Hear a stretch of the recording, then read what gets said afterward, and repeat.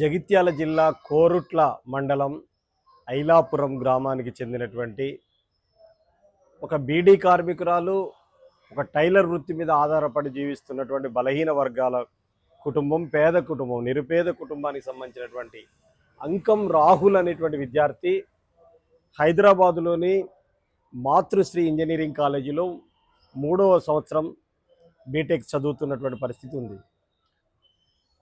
అతనికి ఎంవిఎస్ఆర్ కళాశాలలో ఇంటర్న్షిప్ రీత్యా అక్కడికి వెళ్ళటం జరిగింది. ఈ ఎంవిఎస్ఆర్ కాలేజీ కానీ మాతృశ్రీ ఇంజనీరింగ్ కాలేజీ కానీ యాజమాన్యం ఒక్కటే. అక్కడ విద్యార్థులతోటి రెగ్యులర్గా నిత్య సంబంధాలు ఉండటం ఒక పార్ట్ అయితే, ఈ అంకం రాహుల్ అనేటువంటి విద్యార్థి ఒక అమ్మాయిని ఈ డ్రెస్ కాకుండా ఇంకో డ్రెస్ వేసుకుంటే బాగుంటావు నువ్వు అని చెప్పేటువంటి మెసేజ్ ఒకటి పంపాడు. ఈ మెసేజ్ అప్పటికే తనతో ఫ్రెండ్షిప్లో ఉన్నటువంటి సిద్ధార్థ అనేటువంటి విద్యార్థికి ఆ అమ్మాయి పెట్టింది. ఈ అంకం రాహుల్ ఏం బూతులు మాట్లాడలేదు, అంకం రాహుల్ ఆ అమ్మాయిని ఏం చీట్ చేయలేదు, అంకం రాహుల్ ప్రేమించి మోసం చేస్తా అని ఏం చెప్పలేదు. ఈలోపు ఆ సిద్ధార్థ మరి కొంతమంది విద్యార్థులు, నువ్వు అమ్మాయికి సారీ చెప్పాలి, ఇక్కడికి వచ్చి బహిరంగ క్షమాపణ చెప్పాలి, లేకపోతే బాగుండదు, నీ పూర్తి అడ్రస్ వివరాలన్నీ నాకు తెలుసు, మీది ఐలాపురము, కోరుట్ల, జగిత్యాల, అన్ని వివరాలు తెలుసు నాకు, లేకపోతే బాగుండదు, నువ్వు సారీ చెప్తే వదిలేస్తాం, లేకపోతే లేదంటే నేను ఫోన్లో సారీ చెప్తా అని చెప్పేసి అంకం రాహుల్ అన్నాడు. ఫోన్లో కుదరదు, నేరుగా కాలేజీ దగ్గరికి వచ్చి చెప్పు, నిన్ను చంపము కొట్టము ఏది లేదు, నువ్వు బహిరంగంగా క్షమాపణ చెప్పాలనేటువంటి విషయాన్ని వాళ్ళు అన్నారు. దానికి సంబంధించిన పూర్తి స్థాయి రికార్డు వివరాలు అన్నీ కూడా ఉన్నాయి. మే 27వ తేదీన ఆ పిల్లవాడు మిస్ అయిండు. మే 27వ తేదీ మధ్యాహ్నం 3 గంటల నుంచి అంకం రాహుల్ యొక్క ఫోన్ పనిచేయట్లేదు అని చెప్పేసి తల్లిదండ్రులు అంకం రాజేశ్వర్ అట్లాగే తల్లి వనిత ఇద్దరు కూడా ఈ విషయాన్ని లేవనెత్తారు. ఇప్పుడు జూన్ 7వ తారీఖు రోజున సింగరాయకొండ, బాపట్ల ప్రాంతం, అంటే ప్రకాశం, ఆంధ్రప్రదేశ్ రాష్ట్రం ప్రకాశం జిల్లా బాపట్లకు సమీపంలో ఉన్నటువంటి సింగరాయకొండ ఒక బావిలో శవమై తేలాడు. ఎట్లా తెలిసింది? ఇట్లా ఈయన మిస్ అయిన తర్వాత వీళ్ళు రకరకాలుగా సోషల్ మీడియాలో, ఫేస్బుక్, వాట్సాప్, ట్విట్టర్ అన్నింటిలలో పెట్టడం, మా కొడుకు మిస్ అయ్యిండు, మా కొడుకు కలర్ గిది, మా కొడుకు పరిస్థితి గిది, దొరకట్లేదు అని చెప్పేసి సామాజిక మాధ్యమాలలో విస్తృతంగా పెట్టడంతో అక్కడ శవాలని, ఏ దిక్కు లేనటువంటి శవాలను పూడ్చేటువంటి ఒక ట్రస్టు, ఆ ట్రస్టుకు సంబంధించినటువంటి వ్యక్తి ఒక ఆయన, ఇక్కడైతే ఒక శవం దొరికింది, మీరు మాట్లాడినది సోషల్ మీడియాలో మేము చూసాం, ఈయన మీ కొడుకేనా కాదా, పలానా టీషర్ట్ వేసుకున్నటువంటి శవం దొరికింది అని అక్కడ పోలీసుల సహకారంతో శవాన్ని వాళ్ళు బయటికి తీశారు. ఈ విషయం తెలుసుకున్న తర్వాత వీళ్ళు తల్లిదండ్రులు అక్కడికి వెళ్ళారు. నా కొడుకు మిస్ అయిందనే సంగతిని వాళ్ళు ఇక్కడ పోలీస్ స్టేషన్లో 31వ తారీఖు రోజున పిటిషన్ పెట్టడం అనేది జరిగింది. కాచిగూడ పిఎస్లో పిటిషన్ పెట్టడం అనేటువంటిది జరిగింది. ఇక్కడ 31వ తారీఖు నాడు పిటిషన్ పెట్టారు, 27వ తారీఖు నాడు మిస్ అయిండు, 7వ తారీఖు రోజున ఆంధ్రప్రదేశ్లో ఒక బావిలో పెద్ద బండరాయి నడుముకు కట్టి అక్కడ బావిలో శవమై తేలినటువంటి పరిస్థితి ఉంది. ఏమి జరిగింది ఇక్కడ, మిస్టరీ ఏమిటి, ఇది ఆత్మహత్యనా హత్యనా అనేటువంటిది నిగ్గు తేల్చాల్సిన విషయం అయితే ఉంది. ఎందుకంటే ఒక అమ్మాయి ప్రేమ వ్యవహారము, అప్పటికే అమ్మాయి ప్రేమ వ్యవహారంలో ఉంది, తన డ్రెస్ కోడ్ గురించి చిన్న కామెంట్ చేసిండని, ఒకవేళ నిజంగానే ఏమైనా బూతు మాట్లాడితే, అమ్మాయిని ఏమైనా టార్చర్ చేస్తే, టీచ్ చేస్తే కేసు పెట్టొచ్చు, అరెస్ట్ చేయొచ్చు, జైలు పాలు చేయొచ్చు. కానీ ఇదంతా ఏది చేయకుండా డైరెక్ట్గా ఈరోజు శవమై తేలిండు అని చెప్పేసారంటే, అత్యంత నిరుపేద కుటుంబంలో పుట్టినటువంటి ఈ వ్యక్తి, ఈ పిల్లవాడు శవమై తేలిండు అని చెప్పేసారంటే వాళ్ళ తల్లిదండ్రులు సుమారు 27 రోజులు అవుతుంది, నెలగా వస్తుంది, ఇంకా 3 రోజులు అయితే నెల అవుతుంది, తమ కొడుకును కోల్పోయి ఉన్నటువంటి బాధ మామూలుగా లేనటువంటి పరిస్థితి ఉంది. కులవృక్ష వ్యతిరేక పోరాట సంఘంగా మేము, అట్లాగే వీసీకే తరఫున శ్యామ్, అట్లాగే విద్యార్థి సంఘం ఎస్ఎఫ్ఐ నేతలు కూడా అందరం కలిసి ఈరోజు బాగలింగంపల్లిలో బీసీ రాజ్యాధికార సమితి ఆఫీసులో నిరాహార దీక్ష, గత 10 రోజులుగా ఆ తల్లిదండ్రులు నిరాహార దీక్ష చేస్తున్నారు. మా కొడుకు యొక్క శవాన్ని మాకు అప్పగించండి, వాళ్ళది అది ఇంపార్టెంట్. మేము అడిగినాం, ఏమమ్మా మీ డిమాండ్ ఏంటిది, ప్రభుత్వాన్ని ఏమైనా కోరుకుంటున్నారా, ఏమైనా ఆర్థిక సాయం అడుగుతున్నారా, ఇల్లు అడుగుతున్నారా, ఉద్యోగం అడుగుతున్నారా, ఇట్లాంటివి అడిగితే మాకు ఇవన్నీ ఏది కాదు, ఫస్ట్ మా కొడుకు శవం మాకు కావాలి అనేటువంటిది తల్లిదండ్రులు చెప్పారు. ఇక్కడ జరిగినటువంటి విషయం ఏమిటి అంటే, కీలకంగా తెలంగాణ పోలీసులు, ఆంధ్రప్రదేశ్ పోలీసుల మధ్యలో మండే ఒక చోట కాళ్ళు మరొక చోట ఉన్నట్టుగా ఉంది ఇదంతా. కాబట్టి రెండు రాష్ట్రాల పోలీసులు ఛేదించాల్సినటువంటి మిస్టరీగా ఉంది ఇది. కాబట్టి సింగరాయి కొండకు ఎప్పుడు వచ్చిండు ఏమిటి అనేటువంటిది ఆరాధిస్తే ఇప్పుడు పోలీసులు ఇప్పుడే ఏసీపీ తోటి మేము మాట్లాడాం, నేను శ్యామ్ ఇద్దరం ఏసీపీ గారు చిక్కడపల్లి ఏసీపీ గారితో మాట్లాడాను. చెప్పింది ఏమిటని చెప్పేసినంటే ఆయన ఏం తప్పుగా మెసేజ్ పెట్టలేదు అమ్మాయికి కూడా, వాళ్ళే చెప్పారు, పోలీసులే చెప్పారు తప్పుగా మెసేజ్ పెట్టలేదు, ఇలా మెసేజ్ పెట్టినందుకే క్షమాపణ చెప్పాలని చెప్పి వాళ్ళు రమ్మన్నారు. అక్కడి వరకు జరిగింది. ఆ పిల్లవాడు కాచిగూడ నుంచి ఎంఎంటీఎస్లో వెళ్ళాడా, బైక్ మీద వెళ్ళాడా, సికింద్రాబాద్ పోయేంత వరకు మాత్రం ఫోన్ లైజాన్లో ఉంది. ఆ తర్వాత సిగ్నల్స్ బంద్ అయిపోయినాయి, ఎట్లా వెళ్ళిండి అనేటువంటి తెలియదు. 7వ తారీఖు రోజు మాత్రం అక్కడ తేలిందని చెప్పి మేము డిమాండ్ చేసేది ఏమిటంటే ఇది ఒక హత్య, ఇది ఆత్మహత్య కాదు. ఆ పిల్లవాడు ఒకవేళ ఆత్మహత్య చేసుకోవాలంటే ఇక్కడ రైల్వే స్టేషన్లో రైలు కింద పడవచ్చు, ఉరేసుకొని చనిపోవచ్చు, మందు తాగొచ్చు. ఇక్కడి నుంచి సింగరాయి కొండ దాకా పోయి అక్కడ చావాల్సిన అవసరం అయితే లేదు.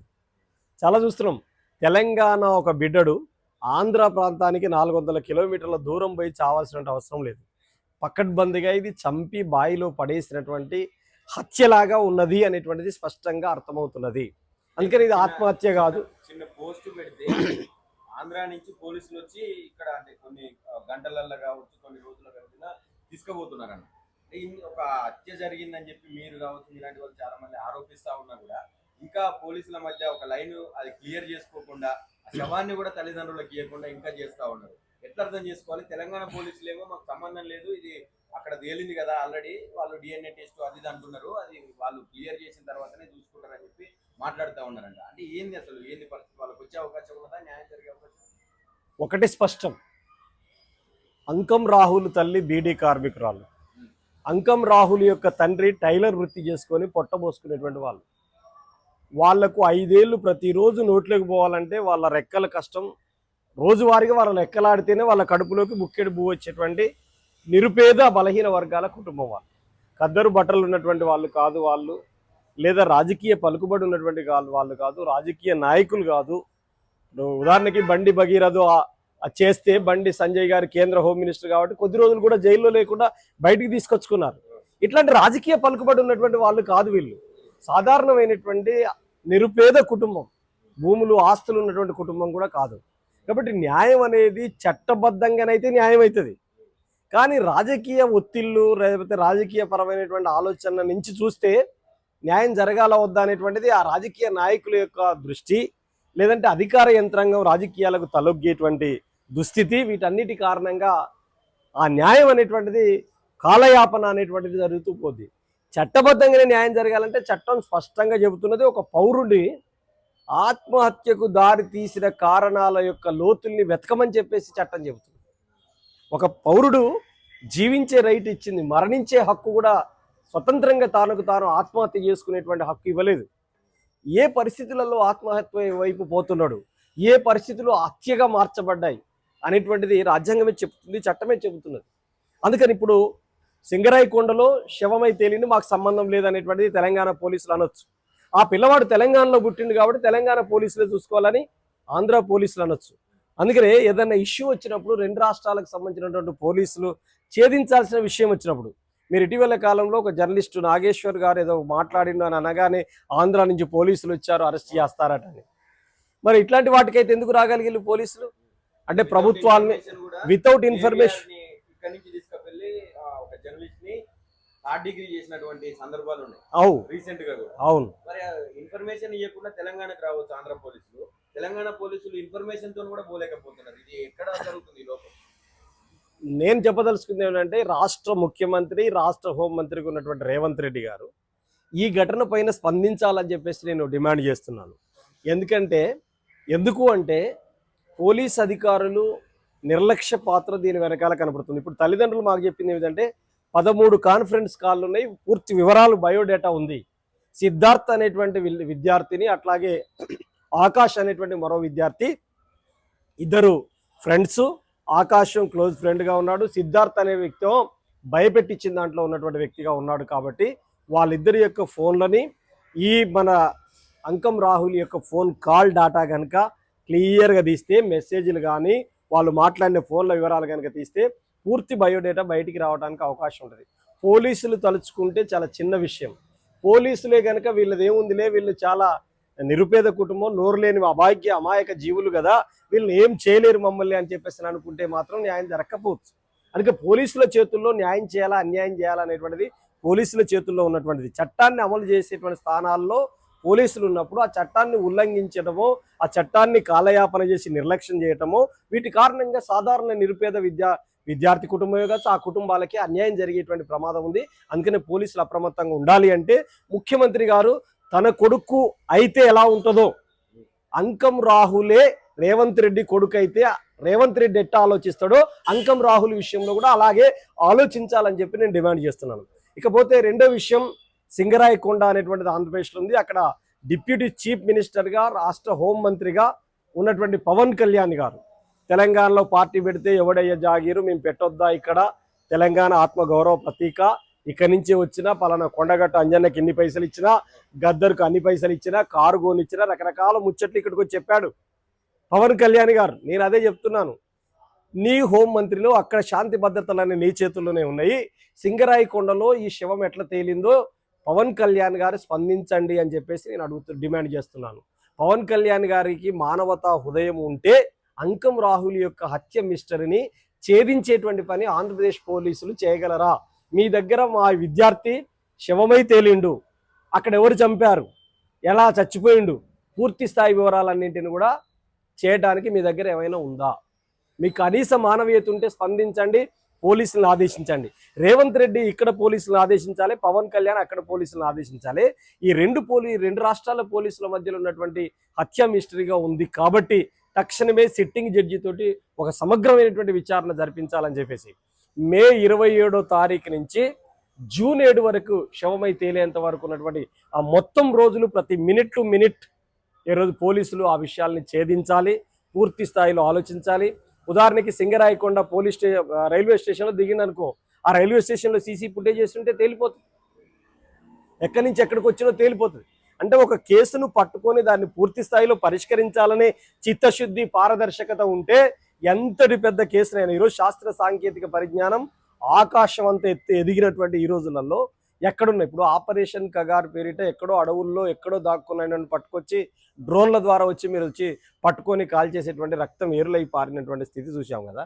ఈ అంకం రాహుల్ని ఎవడు చంపిండో తెలుసుకోలేకపోతే ఎట్లా పోలీసులు? అందుకని మీరు పట్టుకోదలుచుకుంటే ఎవరినైనా పట్టుకుంటారు, మీరు వదిలేదలుచుకుంటే ఎవరినైనా వదిలేస్తారు. ఇది జరుగుతున్నటువంటి పరిస్థితి ఉంది. కాబట్టి తక్షణమే ముఖ్యమంత్రి రేవంత్ రెడ్డి స్పందించాలి, అక్కడ ఉన్నటువంటి డిప్యూటీ చీఫ్ మినిస్టర్గా ఉన్నటువంటి పవన్ కళ్యాణ్ స్పందించి అంకం రాహుల్ యొక్క హత్య మిస్టర్ని ఛేదించాలని చెప్పేసి మేము డిమాండ్ చేస్తున్నాను. ఈరోజు ఆ వాళ్ళ ధీరమైన స్థితి చూస్తే మేము పోయి వాళ్ళు దీక్షలు చేస్తున్నాం. 10 రోజులు అయితే దీక్షలు చేపట్టి సామాజిక సంఘాలు కానీ, లేకపోతే రాజకీయ పార్టీలు కానీ, లేదా అధికారులు కానీ ఒకళ్ళు నిరాదీక్ష చేస్తుంటే మీరు ఎందుకు చేస్తున్నారని అడిగే నాదులు లేడు. ఎందుకంటే వాళ్ళకు చూస్తే కట్టెపుల్లలాగా ఉన్నారు. ఇప్పటికే ఆరోగ్యాలు పాడై వాళ్ళయి అసలు సోలుగుతున్నారు. జనరల్గానే కొడుకును కోల్పోయిన ఆవేదనలో, బాధలో, ఏడుపులో ఉన్నారు. అన్నం నోట్లోకి పోతలేదు వాళ్ళకి. మరొక వైపున అనారోగ్యం పాలవుతున్నారు. రెగ్యులర్గా బాటిల్స్ అవి ఎక్కుతున్నటువంటి పరిస్థితి ఉంది. తమ కొడుకు యొక్క ఆచూకీ కోసం వాళ్ళు దీక్షలు చేస్తున్నారంటే కొడుకు ఆచూకీని కనిపెట్టలేనటువంటి ప్రభుత్వాలు, పాలక వర్గాలు ఉన్నట్టా లేనట్టా అనేటువంటిది కూడా అర్థమవుతున్నది. అందుకని అంకం రాహుల్ హత్య పైన సమగ్రమైనటువంటి దర్యాప్తు సిట్టింగ్ జడ్జితో జరిపించాలని కులవృక్ష వ్యతిరేక పోరాట సంఘం KVPS తెలంగాణ రాష్ట్ర కమిటీ ఉమ్మడి రాష్ట్రాలని డిమాండ్ చేస్తున్నది.